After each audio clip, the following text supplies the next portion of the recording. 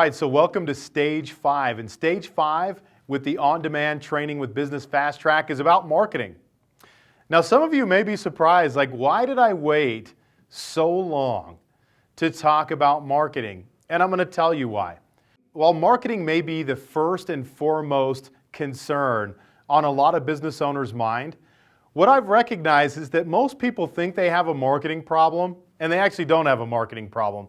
There's other issues that they have that have nothing to do with marketing. Now, what do I mean by that? In Stage 2, I talked about vision and building the vision.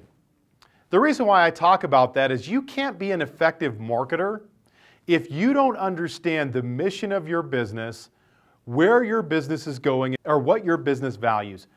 You can't do that at an effective level if you don't understand those things. You can't market effectively without knowing that.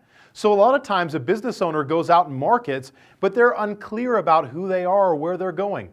And then their marketing becomes ineffective. The marketing message is not as powerful. The other piece to this is a lot of times people worry about their marketing, but they haven't created any time and space for marketing. So you heard me in Stage 1 talk about business habits. Business habits is about creating rhythms, about creating time and space. It's about planning. And what I've noticed is a lot of business owners don't do that. So we could create all the marketing strategies in the world. It could be brilliant. But if you don't take the time to actually invest and make that happen, your marketing plan is useless. If there's no action behind it, it doesn't matter. And this is something that I learned early on in my coaching. We would jump right into strategy and tactics. And what I recognized is that a lot of my clients' efforts fell short. And I would scratch my head. I'm like, why are these guys not winning? But I recognized it was because they had a lot of bad habits that were keeping them from executing at a high level. So why do we wait so long to talk about marketing?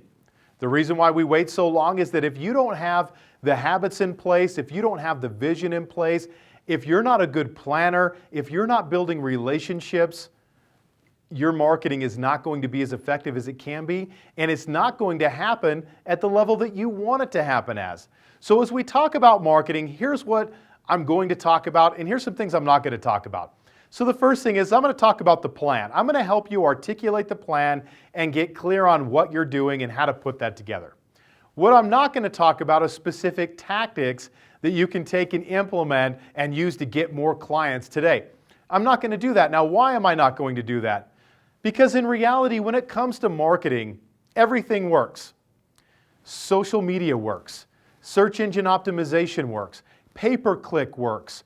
Driving traffic to your website through joint ventures and partnerships works. Creating content works. Podcasting works. Videos work. Speaking from the stage works. Books work. All these things work. That sounds confusing, doesn't it? But here's the thing. Good marketing is a science.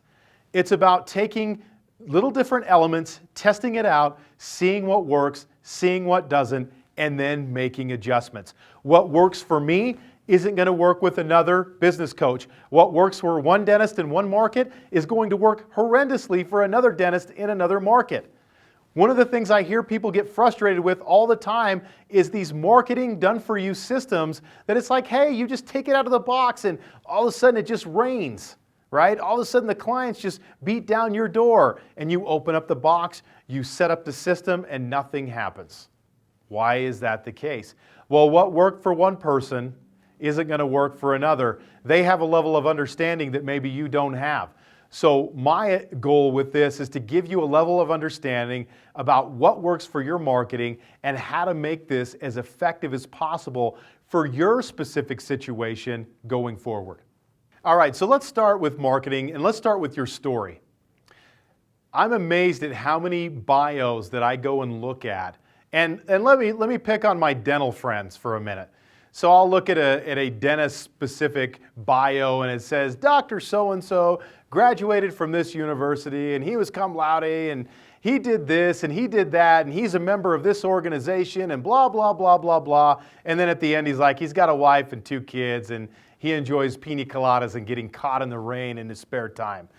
And the problem with that is there's a story there that isn't being reached. And I'm picking on maybe a specific dentist or dentistry as a whole, but I don't care what industry you are, take a look at your bio.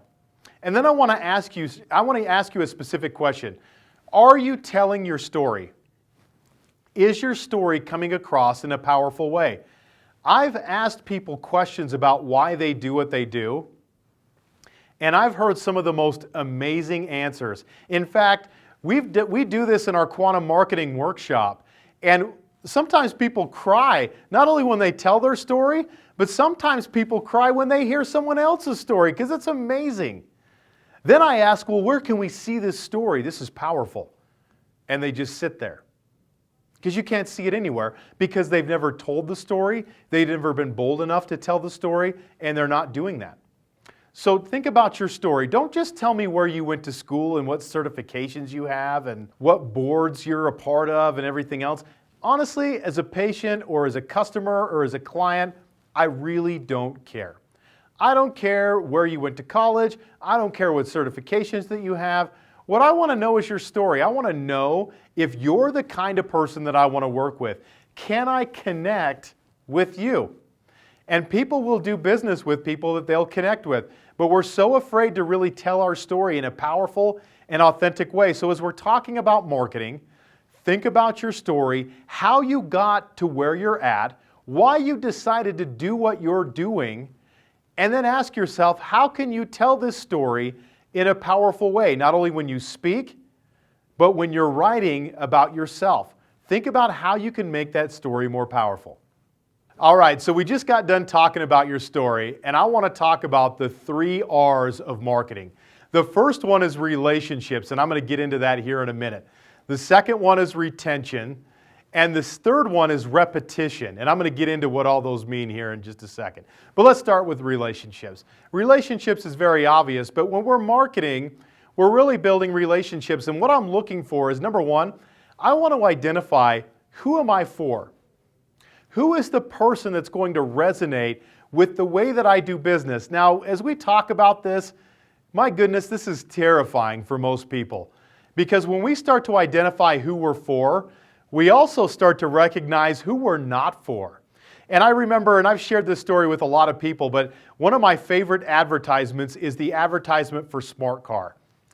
I don't own a smart car. I'm never going to own a smart car, but I can appreciate the Smart Car message. And they have a message about basically who Smart Car is for. And Smart Car is for smart people. What is a smart person? A smart person in their mind is someone who utilizes their resources efficiently. What does that mean? Some of the dialogue that you can hear them talk about is, why buy venti when tall is plenty? Why waste time on overconsumption? Why drive a vehicle that only gets 10 miles to the gallon? Now, as I'm talking about that, some of you are probably getting pissed, like, how dare them? I will run over their car with my car that gets 10 miles to the gallon. And that's fine. Smart Car isn't for you. But they've taken a stand and they've identified who are the people that would drive a smart car and what do they care about? What is it that these people value at a high level? And we're going to speak to that at the risk of alienating other people who aren't going to resonate with that message. We all recognize that that's powerful, and we admire businesses that will do that. I love the, I'm a Mac, I'm a PC, those old commercials, right? Because, I'm a PC user, so I'm going to incriminate myself right now. But I laugh at that, right? Because they make PC guys just seem like idiots, where the Mac guy is like the fun, hip, witty guy. The PC is like the corporate overlord, and you just laugh about that, right? It's funny. But that's about taking a stand. It's about really defining who we are and what we're about. And as we do that, good marketing doesn't just pull in the kind of people that we want to work with, it repels the kind of people that we don't. So think about, who is your ideal client? Who is the person that that just maximizes the very use of your service or your product? Who is that person? And as you create that person, start to develop an avatar around what that person does, what they care about, what they look like, so that when you write marketing and you write advertising and you market, you can ask yourself, would this person go here? Would this person read this? Would this person resonate with this message that I'm putting in front of them? And That's how we build solid relationships. The more we can speak to those specific people, the more people will resonate with us. And you know what's funny? You don't need hundreds of people to resonate at a high level with your message. What's made a high impact in my business is I can identify a handful of people that just absolutely love what I do, that refer me all the business, that come to every workshop that I do, that listen to my podcast on a regular basis, that are just raving fans. And because I have those raving fans, my business does really well, just based on a handful of raving fans. How can you recognize those own raving fans and build relationships with those people so that you can create a relationship of reciprocal value with those people? But it all starts with identifying who that is and then crafting that message that would resonate with that person. As we look at relationships, relationships are critical to building your marketing plan. All right, so the second R is retention. Retention is often an overlooked piece of marketing, but why do we want to market our business? Not only do we want to create brand awareness, which is important, we want to do that in any market that we're in. The more we can create brand awareness, the more it helps our referrals, the more it helps people recognize where we're at, especially when we're at a physical location. That kind of recognition is critical. But we overlook retention. And the reason why we want to get new customers is we want to grow our business a lot of times, but we forget retention, and we forget the fact that actually retention is the greatest multiplier in a business. Now, if I ask you if retention is important, all of you are going to tell me that it is, and you know how important it is. But the question is are you really focusing on the delivered experience? So I talked in stage 4 about training. Why do we want to train our team? The better we train our team and the better we prepare them to be high-level individuals, high-level thinkers, high-level in executing tactics, the more likely they are to deliver a high-level experience. And one of the things that is kind of part of my total experience design manifesto is point number 1 is everyone delivers an experience whether they know it or not. So I want people to really invest in the delivered experience. But why do we want to do that? Retention is a 5 times greater multiplier in terms of value for a business than any other value multiplier combined. It's better than new customer acquisition. It's better than new products or services. It's better than raising prices. Retention is a 5 times greater multiplier than all of those things.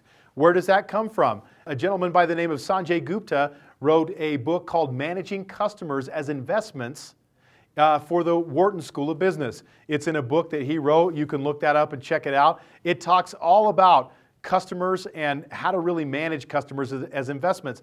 And he talks about really managing that relationship and creating that retention strategy for as long as possible. Many of us have kind of a, we lose one, we kill one type of a mentality, but how do I retain people for as long as I possibly can? And that means we have to look at our systems and processes. We have to look at our team's viability and how good they are at delivering this experience. And we've got to be constantly looking for ways that we can improve what we do and create more value. In our business, we're always faced with a situation. Do we increase volume or do we increase value? And I'm a fan of doing both, but a lot of times we just try to increase volume, but we forget to increase value. And I'm always looking for ways to create more value within the product or service that I offer, because if I'm doing that, I'm giving people more opportunities to talk about what I do, and I'm inviting them to stick around longer to see what I'm going to do next within my own business. All right, so the third R is repetition. And this is the big one here. I don't care what kind of marketing tactics that you're using within your business. We've got to create a scenario where repetition is possible. And the first thing that comes to mind is building a plan so that we have some focus. And so, as hopefully every year you create a marketing plan for yourself and for your business. Things that you want to see happen. Now, as we build a marketing plan, one of the things is, what is the overarching strategy? And I think where people go wrong and fall short in this area is their plan is get new customers. Okay, great, but how do we transcend that particular plan? So for instance, for this year, one of the things that I want to do is build my list. I've got a specific number of mind of subscribers that I want to build to my list. That's going to dictate the behaviors that I create. One of the things that you guys have already seen is I'm creating a lot of new content for 2015 that I want to put in front of people that I work with. Why? Because I want to give people more and more reason to subscribe and stay connected. And I can only do that if I'm creating value at a high level. So what is your strategy? What is the one thing that you want to do? Maybe it's pull more of the right type of people in. Maybe it's starting to focus on a different type of clientele than you focused on in the past. What is the overarching strategy? And when you create that strategy, now what you've done is create focus. And a lot of times in a business, it's easy to not have focus. We kind of go wide and shallow versus narrow and deep. So instead of trying 10 things and doing them once, try 3 to 5 things that you can do over and over again to really judge how effective that is. But it's really funny as business owners, sometimes we just have such short attention spans and we're on to the next thing. So it's like we try something one time and we're like, oh, that sucked, I'm never doing that again. And then we kind of abandon that and we go on to the next thing. But the reality is we're going to try a lot of things. And look, think about things that you've tried for the first time. When were you ever great at it? I mean, chances are, if you're like me, you've probably sucked at it a few times before you got good. Even the craft that you do now, you probably started out a little rusty, maybe not as confident and sure of yourself, and now you're a master. But how did that happen? It happened through repetition. So in marketing, again, we want to avoid going wide and shallow. We want to go narrow and deep and just pick a few channels that we really want to invest in and then see what happens. Because as I mentioned, marketing is a science. It's about trying different things, seeing what works, and doing more of what works and then taking out what doesn't. But we also want to measure those results. So we want to make sure that the marketing that we're doing is effective, and that's part of the plan. I want to see, what is my return on investment? How can I measure what's coming in? Even if you use radio or TV, you can have vanity numbers that call into a certain line, and the only way they got that number is from your radio or TV ad. So even with old media, you can measure the effectiveness of every campaign that you do. But stick to specific strategies and give them a time to work. If you're doing search engine optimization, if you're doing radio or TV ads, those things take time to really build into the consciousness. People need to hear a message at least 8 times before it sinks in. So if we only give them the message once, what are we missing out on there? So think about how you can create more repetition. When we have a plan, we're going to create something that we can do over and over again. And that's the key to marketing. A lot of times we stop marketing when things are good and we've got a lot of customers, or we stop marketing because we're referral based and we get a lot of referrals. And then we start thinking about marketing when we really need it. But by that time, it's too late. Marketing is something that's kind of one of those things where you push it down the hill and that snowball gets bigger. But if we stop that momentum, it's not going to grow. It's not going to get bigger. We're going to lose that momentum. So the key with marketing is to keep your foot on the gas and keep it moving forward for as long and as fast as you possibly can. All right, so the last thing I want to talk about with regards to marketing is education. So if you're thinking about marketing and all of this sounds overwhelming, where do I start? What do I do? The simplest way that you can market your business is to educate people on what you do. I don't care what industry you work in. There are people that don't have the same level of understanding that you do, and chances are they have misconceptions about what you do and why you do it. In fact, what I want to do as a coach is I want to help people recognize the difference between a good coach and a bad coach.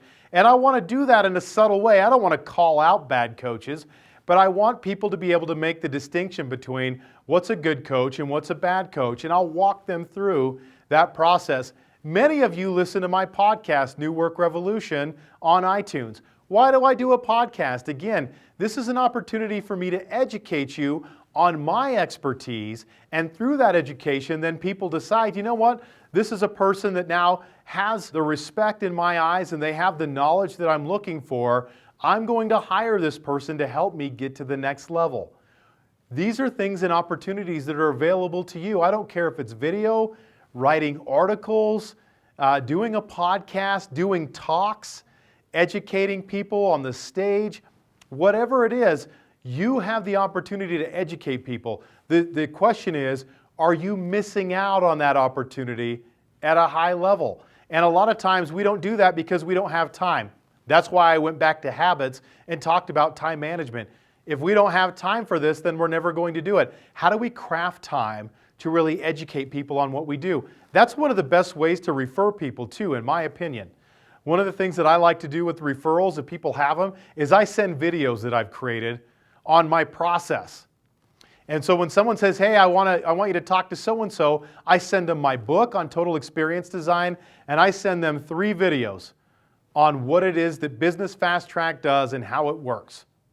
And now they can look at that and they can give value. Because I don't just tell them the nuts and bolts of the program, I also give them nuggets and tidbits that they can take back to their business and improve right then and there. So it's kind of a value add, and it makes that referral process a little less awkward, because it's kind of awkward, right? Referring someone to someone else, that's not always a comfortable process, especially when the business is business to consumer. Business to business is a little bit easier, but when you're doing business to consumer, sometimes that's a little awkward to recommend your neighbor to a dentist that you work with, or recommend your neighbor to a photographer that you really like. You know, sometimes that process is a little hard, but if you can show people just content and things that they've created. So for instance, if you're a photographer, you can show people your portfolio and you can say, hey, show this to people on what we do and how we do it. Then they can look at that and then they can make a choice. Hey, I like what I see. I'm going to give this person a call. So education is really a great way to market to people. So think about this. What are the most commonly held misconceptions of your business? What are the myths that surround your business? And how could well-timed, informative content help people overcome those myths and be educated on why you're the solution to their specific problem? So that's my thoughts on marketing and kind of how to build that plan. Obviously, as we coach together, we're going to talk more about that. But think about where you can do better with your story. Think about where you can do better with relationships and identifying your key customers. Where can you do better with repetition and building plans? Where can you do better with retention and focusing on the delivered experience? And how can you educate people better and at a deeper level so that they're more knowledgeable consumers? The more knowledgeable they are, the better customers are going to be for you. So thanks for listening, and we'll talk to you again on Stage 6.